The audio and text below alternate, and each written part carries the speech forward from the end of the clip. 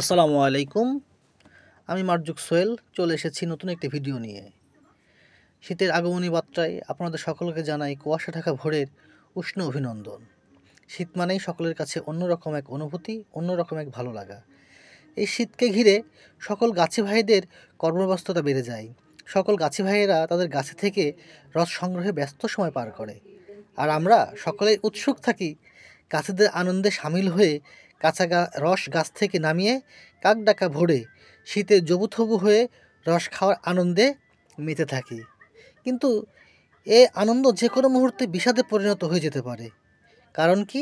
কারণ একটাই, Nipah virus. আপনারা সকলেই জানেন যে আফ্রিকা মহাদেশ থেকে একটি ভাইরাস ছড়িয়ে পড়েছে আমাদের দেশে। আর সেটা হচ্ছে কি? Nipah virus.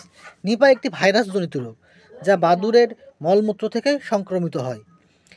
শীত মৌসুমে নিপা রোগের প্রাদুর্ভাবটা ঘটতে পারে। আর এ রোগের বেশ কিছু লক্ষণ আছে। সে লক্ষণসমূহগুলো কী কী? যেমন জ্বরসহ মাথা ব্যথা, খিঁচুনি, প্রলাপ বকা, অজ্ঞান হওয়া, কোনো কোনো ক্ষেত্রে শ্বাসকষ্ট হতে পারে। তাহলে এ রোগ থেকে বাঁচার যে সমস্ত উপায়, সেগুলো হচ্ছে খেজুরের কাঁচা রস আমরা কেউ খাবো না। কোনো ধরনের আংশিক খাওয়া ফল আমরা কেউ খাবো না। ফলমূল পরিষ্কার পানি দিয়ে ভালোভাবে ধুয়ে তারপরে খেতে হবে। নিপা রোগের লক্ষণ দেখা দিলে রোগীকে যত দ্রুত সম্ভব নিকটস্থ সরকারি হাসপাতালে প্রেরণ করতে হবে। আক্রান্ত রোগীর সংস্পর্শে আসার পর সাবান ও পানি দিয়ে 2 হাত ধুয়ে ফেলতে হবে। তো বন্ধুরা, আমরা এই বিষয়গুলো অবশ্যই মেনে চলবো এবং কাঁচা রস খাওয়া থেকে নিজেদেরকে দূরে রাখবো। শুধু নিজেরা না, নিজেদের পরিবারের সকলকে এবং আমাদের বাচ্চাদেরকে।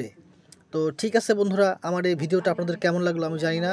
যদি ভালো লেগে থাকে অবশ্যই আপনারা আমার ইউটিউব চ্যানেলে সাবস্ক্রাইব করবেন এবং সকলে ভালো ভালো কমেন্টস করে আমাকে উৎসাহ দিবেন। তাহলে আরও ভালো ভালো কিছু ব্লগ আমি আপনাদের সামনে নিয়ে হাজির হতে পারবো। তো আশা করি আপনারা